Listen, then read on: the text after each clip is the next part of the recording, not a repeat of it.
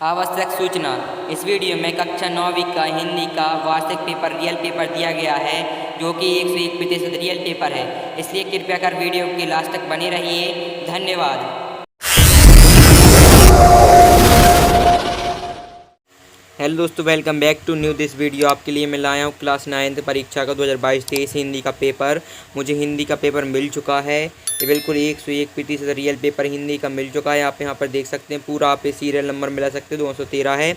आप यहाँ पर देख लीजिए, पूरा रोल नंबर भी आपको यहाँ पर, और ये 3 आवर आपको मिलेंगे 3 घंटे पेपर करने के लिए। और आपका पेपर आने वाला है 75 मार्क्स का, ठीक है, और 8 पेजेस आपके रहेंगे, ठीक है। आपको इतना मैंने बता दिया। और ये रियल पेपर है, इसे फेक समझने की गलती मत करना, वरना आप पछताओगे। आपका क्योंकि 1 अप्रैल से आपके पेपर होने वाले हैं, तो आपके पास ज़्यादा टाइम नहीं रह गया है। इसलिए आप ये पेपर देख लीजिए, पूरा पेपर देख के ही जाना। आपको चैनल को सब्सक्राइब कर लो, चैनल को सब्सक्राइब कर लो। मैं इसमें क्वेश्चन बताऊंगा, अगर आपको आंसर मिल रहा है तो ठीक है, वरना आप कमेंट कर दीजिएगा। आप कमेंट कर दोगे तो मैं आपको इनके आंसर भी प्रोवाइड करा दूंगा, ठीक है। तो आप चैनल को कर लो सब्सक्राइब अभी इसी वक्त, बेल नोटिफिकेशन को भी ऑन कर लेना, ठीक है। और ज़्यादा से ज़्यादा इस वीडियो को शेयर कीजिए अपने दोस्तों में, ताकि उनकी भी हेल्प हो सके। शेयर दिस वीडियो, ठीक है। इसका देखते हैं, अपन देखते हैं क्वेश्चन फर्स्ट। देखिए यहाँ पर आपको प्रश्न पहला दिया गया है। देखिए यहाँ पे, देखिए आप यहाँ पर प्रश्न पहला दिया गया है, सही विकल्प चुनकर लिखना है। पहला क्वेश्चन आपका बोल रहा है, छायावाद के जनक माने जाते हैं। छायावाद के जनक किसे कहा जाता है? तो छायावाद के जनक आपको जयशंकर प्रसाद में लगा लेना है, जो मुझे अभी पता है तो मैं बता देता हूँ। जयशंकर प्रसाद, आपको ये आपको पूरा भर के आना, आपको याद करके जाना पूरा, ठीक है। सेकंड क्वेश्चन आपका, कबीर के अनुसार ईश्वर कहाँ रहता है? कबीर के अनुसार ईश्वर कहाँ रहता है? तो कबीर के अनुसार हर प्राणी के श्वास में। आपको मुझे याद नहीं सही से, तो आप इसको कर लेना, ठीक है।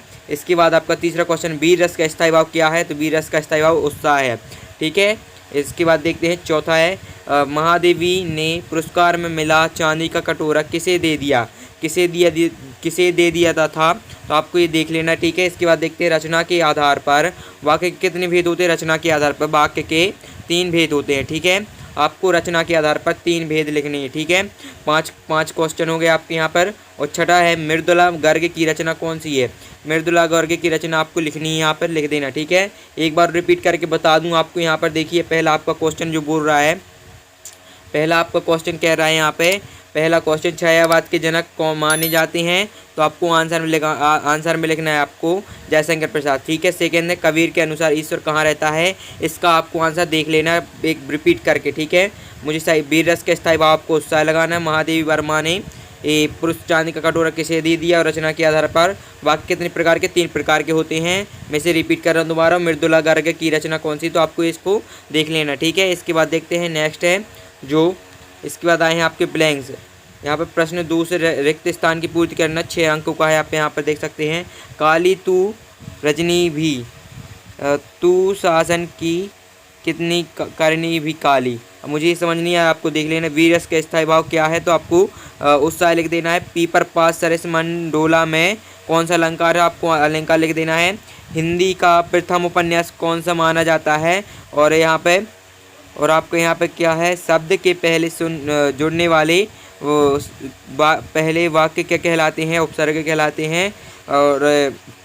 और नेक्स्ट क्या है आपका, हम, और यहाँ पर हम हाथी पे रिक्त स्थान ने, आपको यहाँ पर देख लेना है जी क्या लिखा है। इसके बाद देखिए यहाँ पर हम हाथी, आप इसका स्क्रीनशॉट ले लीजिए, जो कर सकते हो वो कर लीजिए, ठीक है। चैनल पर नहीं हो कुछ, चैनल को सब्सक्राइब कर लो। चैनल पर नहीं हो तो चैनल को सब्सक्राइब करके बेल नोटिफिकेशन को भी ऑन कर लेना। सब्सक्राइब कर लो, लेकिन पहले प्लीज़ दोस्तों, मेरे सब्सक्राइबर नहीं, बिल्कुल लाइक ही नहीं करते आप लोग, इसलिए सब्सक्राइब कर लीजिए प्लीज़। और यहाँ पर प्रश्न तीसरा, सही जोड़ी। पहला है आपका, पहला आपका दिया गया है, लह लह पालक और श्रृंगार रस प्रेमचंद चौधरी चरण से मात्र पर और इस जल प्रलय में। तो आपको यहाँ पर इन कॉलम से मिलानी है। पहली में रति स्थायी भाव, महधनिया पूर्व प्रधानमंत्री, लम्ही फणीश्वर नाथ रेणु निपात शब्द।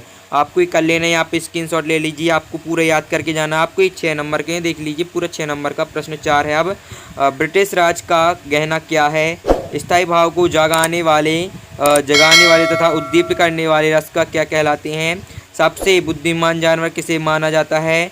रचना के आधार पर वाक्य कितने प्रकार, ये आपका आईएमपी क्वेश्चन है, ये आपका आईएमपी क्वेश्चन है। रचना के आधार पर कितने वाक्य होते, तो तीन लिख देना आपको, ठीक है। ये 2-3 बार रिपीट हो चुका है क्योंकि, ठीक है। इसके बाद देखते हैं ऊंची दुकान फीका पकवान का क्या अर्थ है, तो आपको इसके लिख देना है। और जनरल मिथिया का चित्र किसने मंगवाया था, किसने मंगाया था, किस, ठीक है। इसका आंसर आपको देख लेने हैं। इसके बाद क्वेश्चन आपका क्या है, प्रश्न 5 है आपका। प्रश्न 5 आपको लिखना है, गोपी श्री कृष्ण की तरह मोर पंख का मुकुट लगाना चाहती, श्रृंगार रस के स्थायी भाव, श्रृंगार रस का स्थायी भाव हास है। सत्य सत्य ही आपके देख लीजिए यहाँ पे। इसके बाद देखते हैं कि किसी पटना या का आँखों देखा वर्णन रिपोर्टाज कहलाता है, किसी घटना का आंखों देखा वर्णन रिपोर्टाज कहलाता है। और प्रत्यय शब्द के पहले जोड़ते हैं, लेखिका मृदुला गर्ग की माँ परंपरागत बहू की 2 दायित्वों को निभा नहीं पाती थीं। और गोपाल प्रसाद स्त्री शिक्षा के समर्थक थे, तो आपके सत्य सत्य हैं, तो आपको इनको देख लेना है। और प्रश्न 6वां है, भक्ति काल की प्रमुख 4 विशेषताओं का उल्लेख कीजिए। और छायावाद के 2 कवियों तथा उनकी एक रचना का नाम लिखना है, ठीक है। आपके क्वेश्चन दिए गए हैं, आपको 2-2 नंबर के हैं पूरे।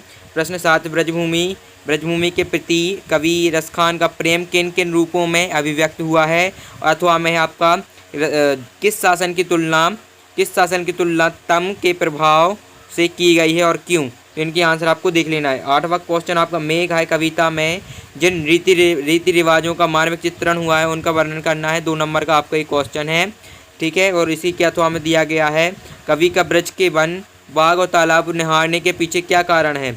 इसके बाद 9वां क्वेश्चन आप जो देख सकते हैं यहाँ पे, कबीर के काव्य के कलापक्ष पर प्रकाश डाली, तो अथवा में आपका सुमित्रानंद पंत के काव्य के कलापक्ष की 2 विशेषताएं, तो आपको ये करने हैं, ये आपके 2 नंबर के, ठीक है। इसका बाद है 10वां क्वेश्चन, काव्य की परिभाषा लिखते हुए तथा उसके भेद भी लिखने हैं, रूपक अलंकार की परिभाषा तथा उदाहरण लिखना है, तो आपको करना है। चैनल को कर लो सब्सक्राइब, ना बने तो चैनल पे तो कमेंट में हमें बता देना, नहीं बन रहा तो मैं आपको आंसर दिला दूंगा, ठीक है। इसके बाद आपका मैंने आपको यहाँ पे स्क्रीनशॉट ले लीजिए, आपका पूरे यहाँ पर सही समझ में आ रहा होगा आपको, यहाँ पर देखिए। इसके बाद आपको आएगा नेक्स्ट वीडियो में मिलेंगे। जय हिंद जय भारत। इसके बाद आएंगे 11वें से क्वेश्चन आपको पूरे प्रोवाइड कराए जाएंगे, तो चैनल कर लो सब्सक्राइब, बेल नोटिफिकेशन को भी ऑन कर लेना ताकि ऐसी और वीडियो आपको मिलती रहें। मिलते हैं नेक्स्ट वीडियो, तब तक के लिए जय हिंद जय भारत।